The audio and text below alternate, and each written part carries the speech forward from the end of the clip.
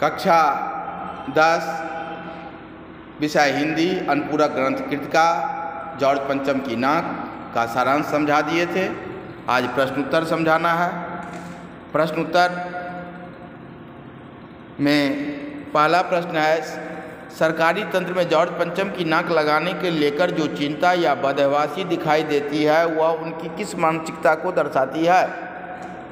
इसका उत्तर इस प्रकार लिखा जा सकता है, जो सरकारी तंत्र में जॉर्ज पंचम की नाक लगाने को लेकर जो चिंता या बदहवासी दिखाई देता है वह उनकी तंत्र के प्रति पिछलग्गूपन या चापलूसी की मानसिकता को दर्शाती है।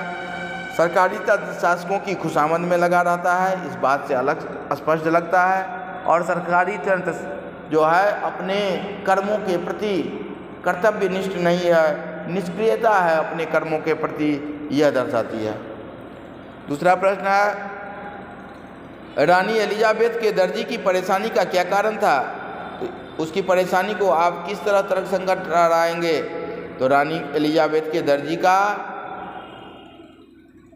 यह सोचकर परेशान था कि हिंदुस्तान, पाकिस्तान, नेपाल के दौरे पर कब क्या पहनेगी। एक कर्मचारी होने के नाते उसकी यह परेशानी वाजिब थी। बड़े आदमी का कपड़ा सिलने में जरा सा भी चूक हो जाए तो दंड के भागी बन सकते हैं, तो उनकी दर्जी की परेशानी वाजिब थी। तीसरा प्रश्न है, और देखते देखते नई दिल्ली का कायापलट होने लगा। नई दिल्ली के कायापलट के लिए क्या क्या प्रयत्न किए गए?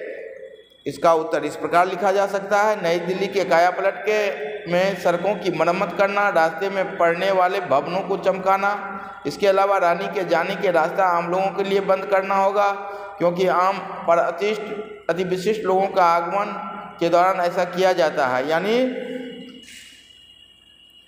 दिल्ली का कायापलट के लिए सड़क का रिपेयरिंग, अगल बगल के मकान का मरम्मत कर रंग रोगन किया गया, अगल बगल सड़क के किनारे पेड़ लगाए गए और अगल बगल के तालाब से गंदगी निकालकर स्वच्छ पानी डाला गया।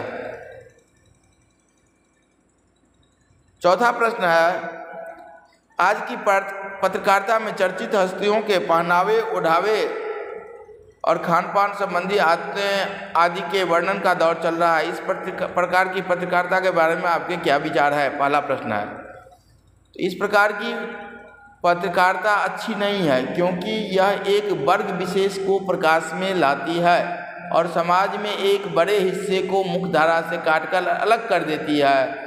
इस प्रकार की पत्रकारिता से सामाजिक समरसता के नैतिक सिद्धांत को आघात पहुंचता है।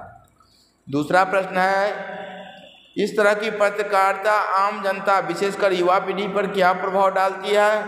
इसका उत्तर इस प्रकार लिखा जा सकता है, इस तरह की पत्रकारिता एक तरफ युवा वर्ग में चर्चित हस्तियों जैसा बनने के लिए उनमें ललक और होड़ पैदा करती है, वहीं दूसरी ओर ऐसा न हो सकने की स्थिति में प्रतिहिंसा और हीनता बोध को मणिग्रंथि का शिकार भी बना देती है। पांचवा प्रश्न है, जॉर्ज पंचम की लाट को पुनः लगाने के लिए मूर्तिकार ने क्या क्या यत्न किए? तो जॉर्ज पंचम की नाक को पुनः लगाने के लिए मूर्तिकार ने हर संभव यत्न किए। सर्वप्रथम उसने लाट के पत्थरों की जांच करवाई। पुरातत्व में इससे संबंधित कोई फाइल या अभिलेख न प्राप्त होने पर वह घूम कर हिंदुस्तान के प्रत्येक पहाड़ पर तथा पुराने नेताओं की नाक के पत्थर से लाट के पत्थर का मिलान करता रहा। यह प्रयास भी असफल हुआ तो लाट की नाक का स्थानापन्न जीवित नाक लगाकर प्रस्तुत करने का फैसला किया। अंततः अपने इस गुप्त प्रयासों में सफल रहा। इस प्रकार 5 प्रश्नों का उत्तर समझा दिए हैं, बाकी 6 प्रश्नों का उत्तर अगले दिन पढ़ाएंगे।